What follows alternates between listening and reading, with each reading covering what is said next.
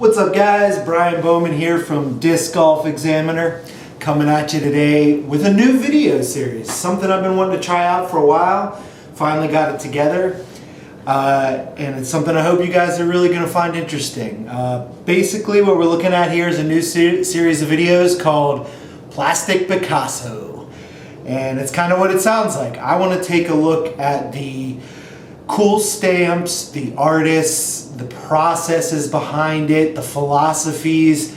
I really want to take a deep look into the art that makes discs cool. I love collecting discs, and I'm not much of a hoarder in the sense that I like to buy 100 of the same mold. I like cool, unique discs. I like designs that obviously have thought behind them, and people with talent out there, and I feel like their stories don't get told as much as, oh, this is a new mold, or oh, this is a new plastic. So here at Plastic Picasso, we're going to take a look at some of your favorite stamp designers, your favorite disc artists, and talk to them about what makes them tick, what made their design process work or not work, challenges they've had, what they see in the market and what they see in design trends, and really just take a deep dive into the artists that make our discs so cool and so much fun to throw. So this is our first episode of this series. There's going to be a lot more to come. We'd love to hear the artists that you love, people you think are really making a splash in the scene, up and coming artists. That would be great. We all know a lot of the established artists, but I'm always looking to see new stuff come out and hear from the new folks too. So definitely let us know down in the comments who you want to hear from in the future. If you've got a really cool tournament stamp coming up or a series of designs coming out, let me know. I'd love to do whatever I can to help you and your artists get the word out and really just talk about the artistry that happens every day in our disc golf scene.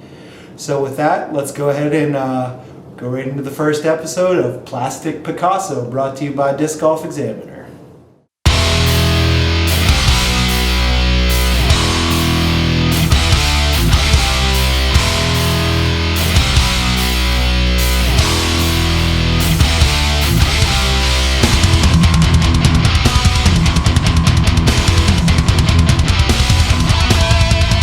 Guys, here we are, episode 1 of Plastic Picasso, where we're taking a look at the art in disc golf and disc stamping, new technologies, philosophies behind design, really giving a shout out to the artists. And we're starting our first episode off with a really cool new release from Justin Roth, also known as Iron Mouth. And this is the second in his series of some really metal stamps he's been doing. Very metal. This is actually his band. You hear playing all this music in this episode is going to be by his band, so you check them out. Links below in the description. But I missed out on Justin's first stamp, which was the Death Moth, which was really sweet. But I was lucky enough to grab this Pilot. Cosmic Neutron, as you can see, comes with this really awesome certificate of authenticity. It has a really cool deep black design. I'll show some close-ups of it. Where it actually has like a color shift to the black ink. It's very cool. Signed, hand numbered. Like I said, this is a 173 gram Cosmic Neutron Pilot. And first thing I noticed when I saw this disc is, holy cow, what a disc. What are they doing at MVP headquarters? This is just really, really sweet. It's kind of got the watermelonish green and pink over a black that has, it's Neutron, but it's got the plasma-y ripples all through it, that sort of dusty, shiny redness, glittery sort of texture in there that I really liked. The second thing I noticed, other than this sweet metal design, was, hey, this is a single foil stamp. Like, usually with MVP and Axiom and Streamline, we're all really happy with our triple foil stamps. And as soon as I saw this, I was like, wow, what a great idea. Single foil stamp, really let the plastic show off and get those nice, crisp, clean lines. And I actually asked Justin about his thoughts on doing this in a single foil. With the Death Moth, the first stamp that I did, Be honest, it was sort of a cost thing. I didn't really know if I was going to sell any of these. In hindsight, could have stamped a ton of them, probably done whatever I wanted to do. They sold pretty well. I was surprised. But with the Guardian, it was just more of a aesthetic decision. I was designing it in single color, like I always do, just sort of drawing it out. And as it progressed and it got further, I had thought about possibly trying to work in another color, but it just didn't need it. I was happy with it. I come from the screen printing world, and most of what I design is band merchandise. So I'm kind of used to trying to limit the use of colors because it keeps the cost down. When you're doing a large run of shirts. So I just happy with the design and one color, one foil, and that's how it came out. Maybe next time, more than one foil. So I know very little about stamping discs. I am a bit of a design and marketing person, but I know there are challenges with designing for something that's specifically on a plastic medium, with certain widths to all the lines and the way they drop out naturally and things like that. So I asked Justin what he thought about were there any design hurdles that he had to overcome, or any significant changes that forced him one way or another in his design on this specific stamp? Most of the learning curve took place working on the first stamp, just kind of learning the rules, make sure you don't have dropouts, make sure you don't have a big obvious, spot where you had to hide the center of the disc or whatever. So, once I understood using, MVP's template and sort of the rules of the design, it was pretty straightforward. Just kind of started drawing and kept that in mind and sort of morphed the tree so that it, hit the center. But yeah, pretty straightforward. Not too many problems. Boom. Question number 3. What has been your muse lately? I'm a musician. I know you're a musician. I see a lot of different styles in disc artists these days. And so what is it that's been, pushing your creative boundaries recently and kind of getting you creative and psyched up to do new stuff? A lot of my inspiration is rooted in heavy music. That's just sort of that's the world that I live in.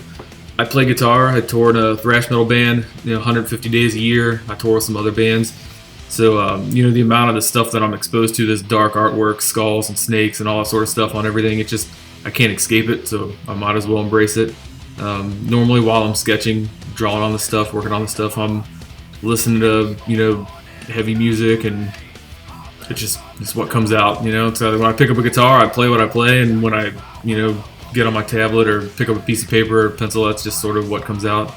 The Guardian stamp was just sort of like a tribute to my terrible disc golf game and all the trees you hit playing in the Midwest. So I discovered disc golf actually through my local skate shop as a kid.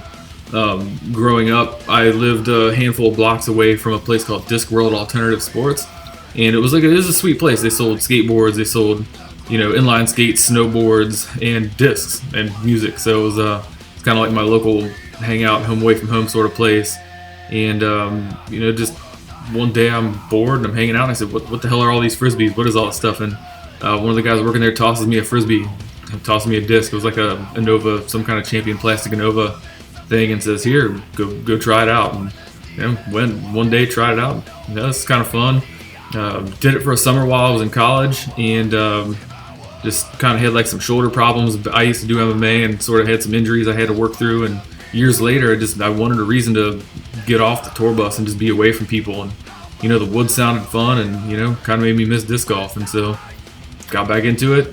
Started designing stamps because I was seeing cool stuff. I'd go into my local shop, Disc and Dat, and I would see the work of Skullboy and some of these other that kind of fit my aesthetic and what I like to see. And I was like, man, I asked Dan working, I'm like, how do you design a stamp? Can anybody design a stamp? And just sort of got the idea and decided to test the waters, and that's how you got the Death Moth. What are your thoughts on recent trends in disc design and the secondary market? I know MVP and Axiom and Streamline and every company has the collectors out there, but I'm seeing more artistic stuff where it's looking like hand drawn, and it's clear that you're taking time and trying to put an artistic edge to it.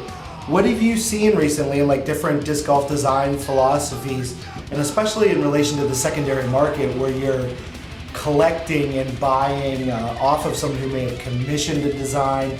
What are you seeing out there?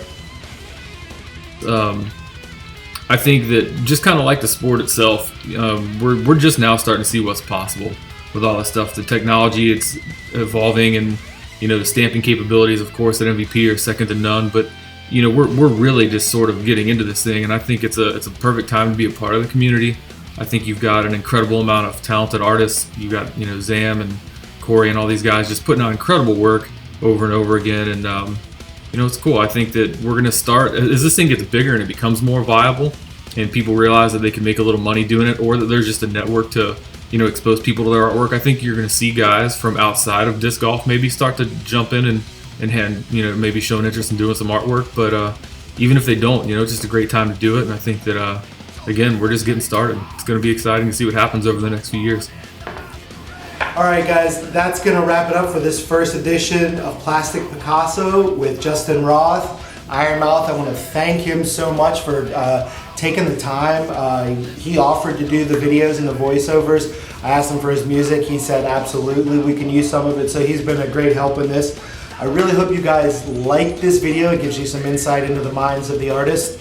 And definitely, like I said in the intro, let me know below who you want to hear from. If you've got a cool stamp, if you've got a cool tournament, disc series release coming out, hit me up. I'd be happy to promote you and get your artist names out there. So once again, Brian Bowman, Disc Golf Examiner. And until next time, keep banging those chains.